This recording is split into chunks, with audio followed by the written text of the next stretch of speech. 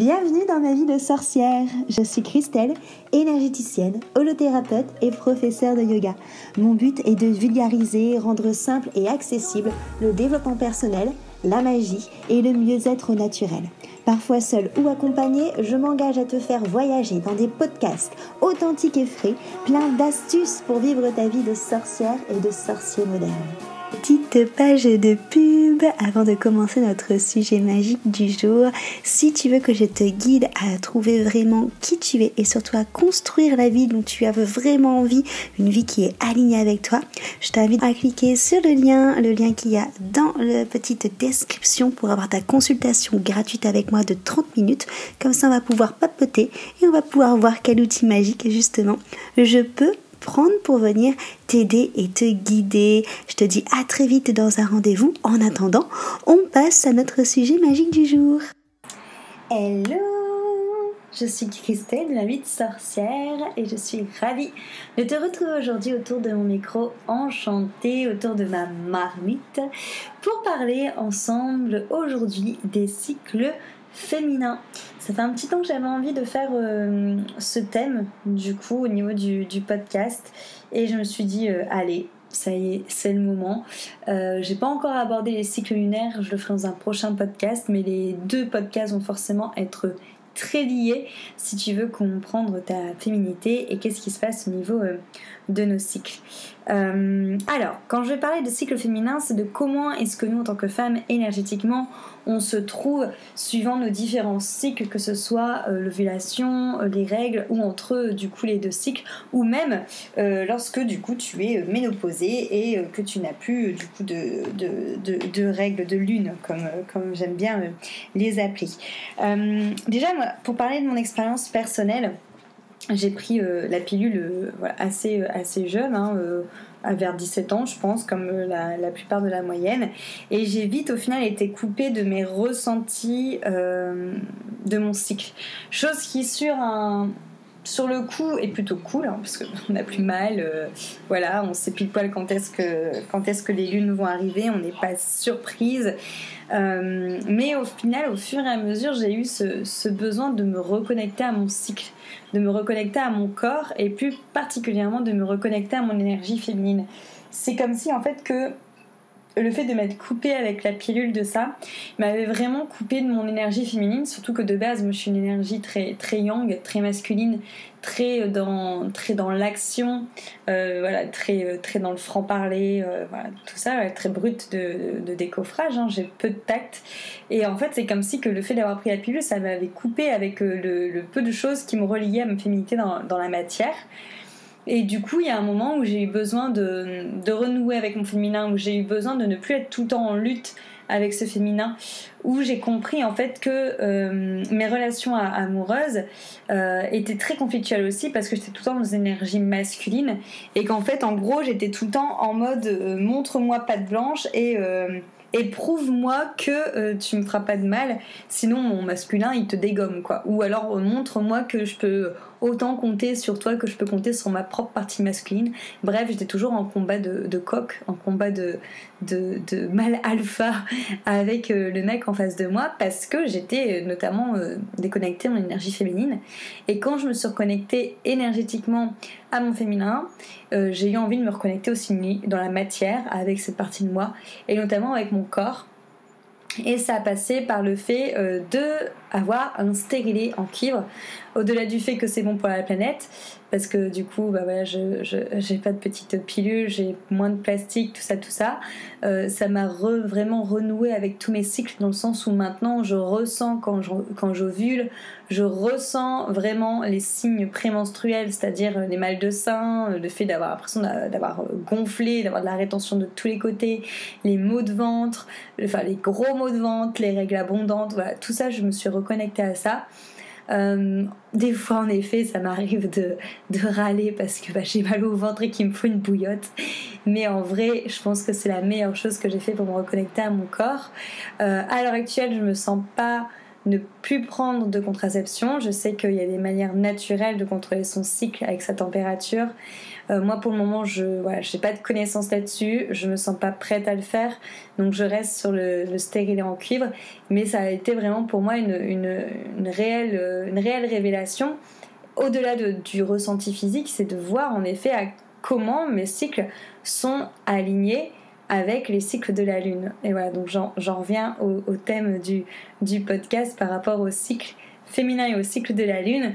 C'est que quand je prenais la pilule, en fait j'étais réglée sur la pilule, donc il n'y avait aucune concordance avec ce qui se passait dans la Terre, enfin avec ce qui se passait avec les astres, alors que j'ai mis le stérilet, mais là je suis tout le temps alignée avec les événements de lunaison. Du coup j'ai un cycle un peu long, donc ça fait que je varie, je saute en fait, un coup je suis sur une nouvelle lune, un coup je suis sur une pleine lune, mais je suis toujours alignée avec soit la nouvelle lune, soit avec la pleine lune, et c'est assez fou.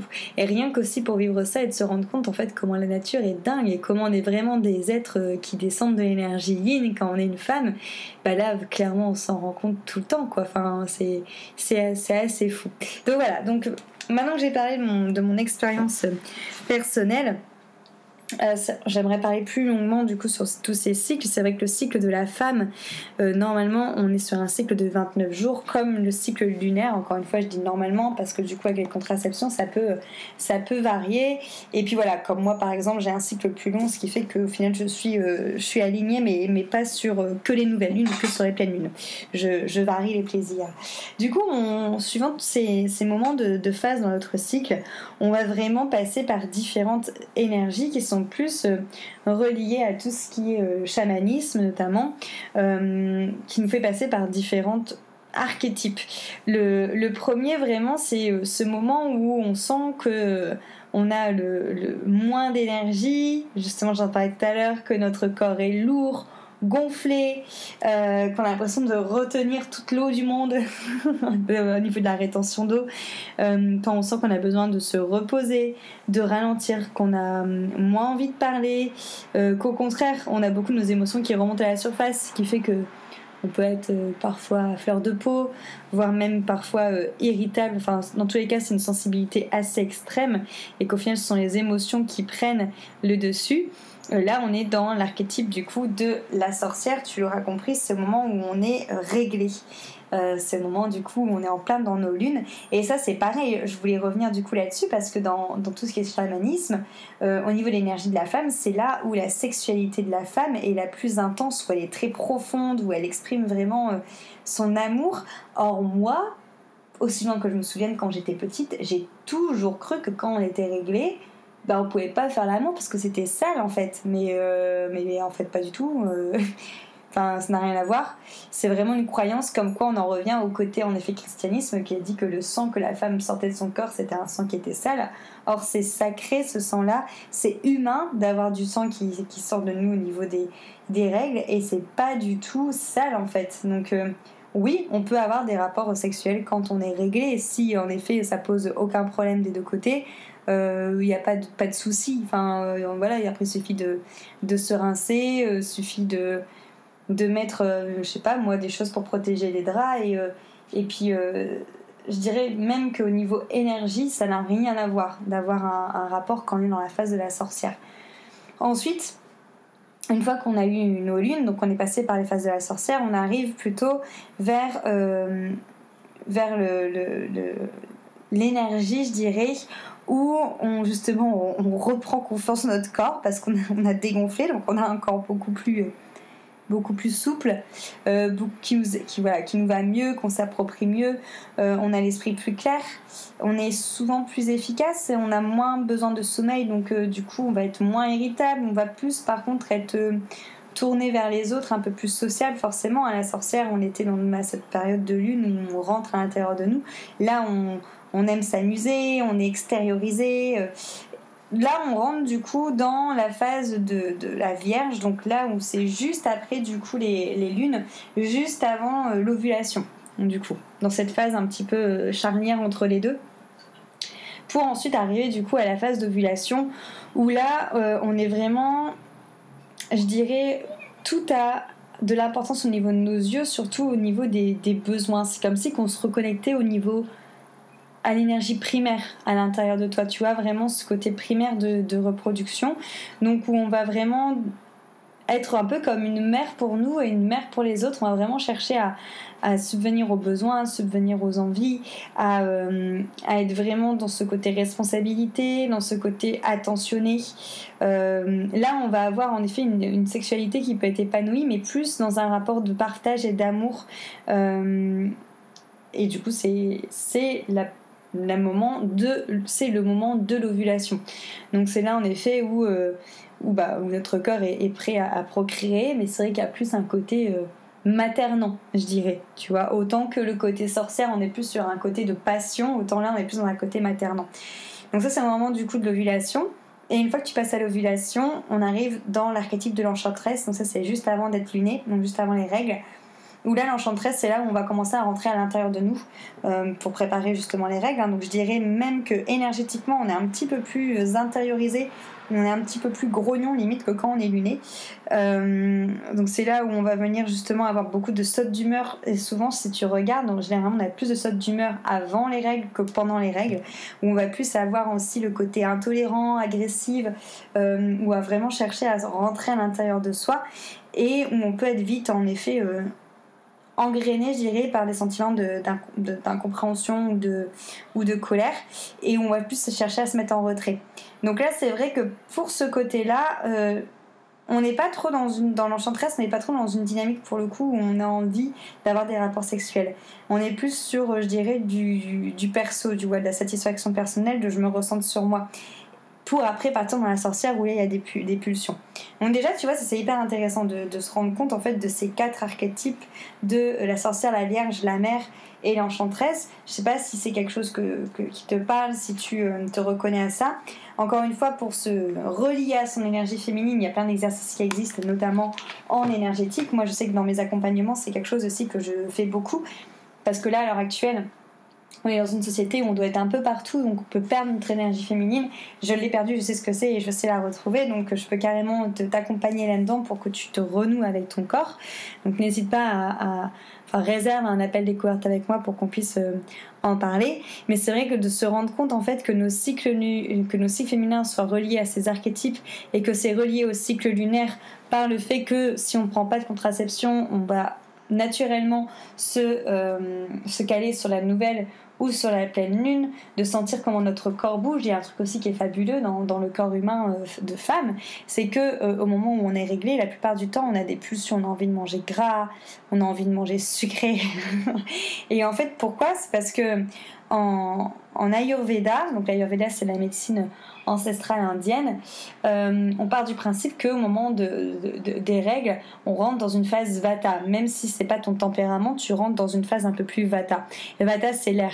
C'est pour ça aussi qu'on explique qu'il y a des sautes d'humeur aussi quand on arrive près des lunes, parce que c'est très Vata, c'est très ce dosha, donc c'est le tempérament ayurvédique de l'air et de l'éther, d'avoir vraiment des sautes d'humeur, que ton humeur fasse un peu le yo-yo entre ça va pas, je suis fatiguée, je suis en forme. Et ça, on le retrouve du coup au moment des lunes, parce qu'on rentre dans cette dynamique-là, on rentre dans ce dosha-là.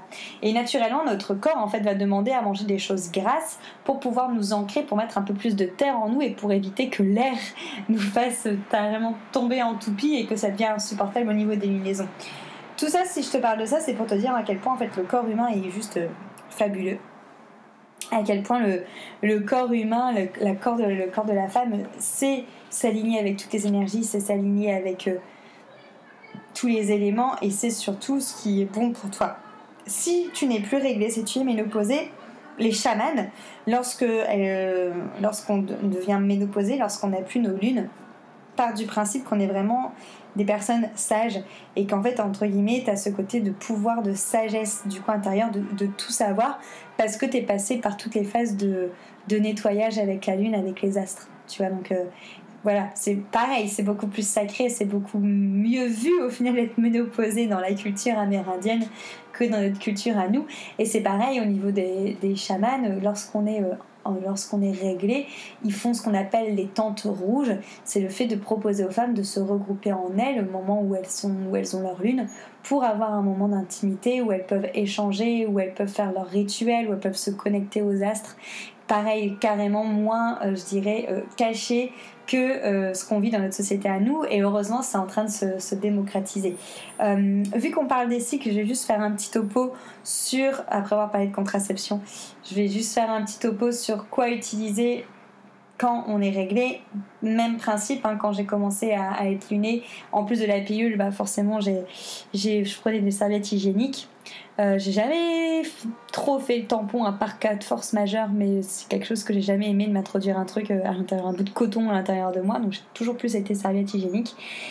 Mais pareil, au fur et à mesure de mon éveil, je dirais, de ma conscientisation plutôt des choses, déjà je me suis demandé pourquoi est-ce que je devais mettre un truc qui sent le parfum en lien, enfin en contact avec mes lèvres. On est tous d'accord que les serviettes hygiéniques ont une odeur de parfum méga chimique, et nous on se colle ça sur notre partie intime.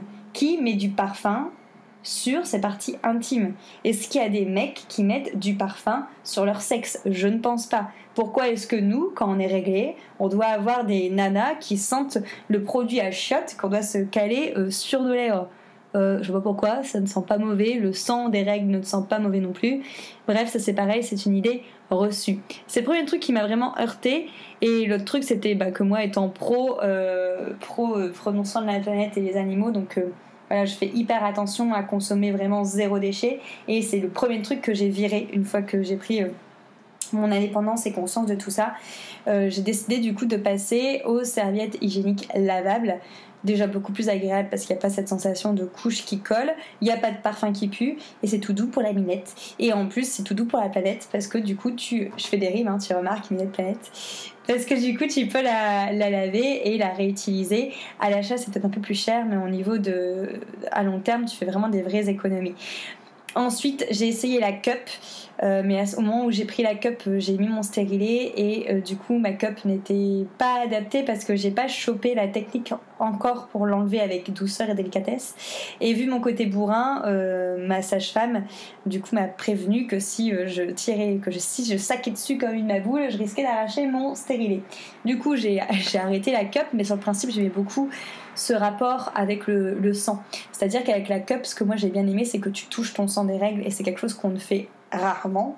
Après on le fait, hein. Enfin maintenant moi je le fais, mais à l'époque je le faisais rarement, et c'est vrai qu'avoir ce côté sang sacré qu'on touche, ça démystifie vachement le truc en fait, et ça te rend encore plus proche de ton corps et de ce qui se passe dans ton cycle féminin. Donc pour ce côté connexion, c'est vraiment pas mal non plus. Et ensuite du coup je suis passée par, je dirais que c'est ma révélation je pense que pour le moment c'est vraiment la révélation que j'ai eue avec mon féminin suite à ça, c'est les culottes menstruelles. Les culottes menstruelles, c'est vraiment le bonheur. Le truc, il est tout fin, il absorbe super bien. Alors pourtant depuis que le stérilet en cuivre, j'ai des cycles beaucoup plus abondants et beaucoup plus longs, mais j'ai zéro fuite.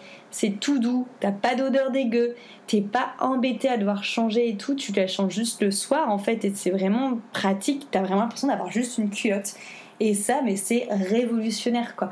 Il y a vraiment des marques qui en font de manière très éthique, bio, où ça fait aussi attention à la planète, aux animaux. Enfin voilà, moi je surkiffe les culottes menstruelles, donc voilà, si j'avais envie de partager mon expérience par rapport à ça, donc moi à l'heure actuelle, jusqu'au jour où j'oserais sauter le pas de surveiller mon cycle naturellement, mais pour le moment le stérilet en cuivre et les culottes menstruelles, c'est vraiment ce que je préfère. Et pour revenir sur une dernière chose, moi je suis passée sur une sage-femme qui me suit du coup au niveau de la gynécologie.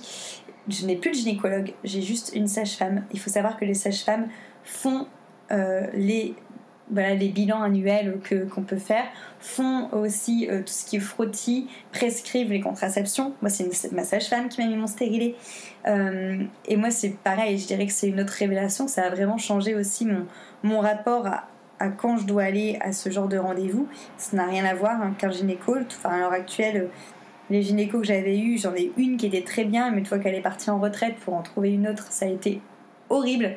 Je suis toujours tombée, alors je dis pas qu'ils sont tous comme ça, mais je suis toujours tombée sur des personnes où t'avais un peu l'impression de rentrer dans un truc à la chaîne, genre d'abattoir, où tu restais que 15 minutes, on te dit à peine bonjour, on te demande de te foutre à poil, on te tripote, et après basta, c'est fini.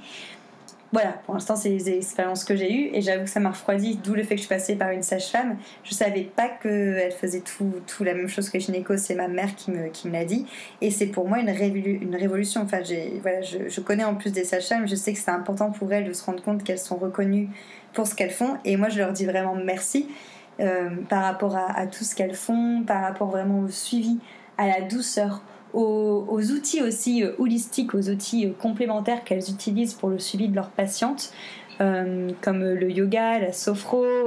Voilà, il y a plein d'outils de médecine douce qu'elles utilisent. Elles sont beaucoup plus à l'écoute, beaucoup plus rassurantes. Le temps de consultation avec une sage-femme est facilement doublé lorsqu'on va la voir. Donc voilà, pour moi au niveau du suivi, je conseille vraiment de passer par une sage-femme. Pour moi ça a vraiment révolutionné les choses. Donc voilà, donc révolution de mon cycle féminin, le stérilet en cuivre, les culottes menstruelles et les sages-femmes. Faut pas oublier en plus que les sages-femmes, quand on parle des sorcières, ça a été les premières femmes considérées comme étant des sorcières, les sages-femmes, parce qu'elles avaient ce pouvoir d'aider les femmes à donner la vie ou à avorter à l'époque. Bon, forcément à l'époque c'était un peu plus archaïque les avortements, mais il y a vraiment cette notion de sororité aussi avec les sages-femmes. Voilà, c'est plus, je remonte un peu dans l'histoire des sorcières, mais c'est important je trouve de le savoir. Donc voilà, j'espère que ce podcast t'a plu. Si tu as envie de reconnecter avec ton énergie féminine, je serais ravie de pouvoir t'accompagner là-dessus. Je serais ravie de pouvoir échanger avec toi là-dessus aussi par rapport à ce que moi j'ai vécu, à répondre à tes questions. Pour ça, c'est simple, tu réserves un appel découverte avec moi. En attendant, je te souhaite une belle journée ou soirée suivant quand est-ce que tu m'écoutes. Je te dis à très vite et encore merci d'être là.